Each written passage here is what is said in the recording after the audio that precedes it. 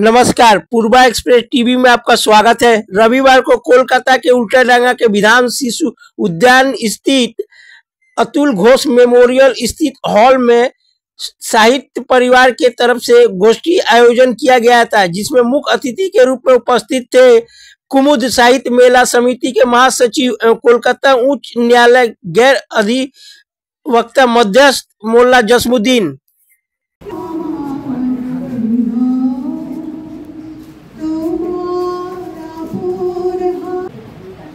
এটা আমাদের সমস্ত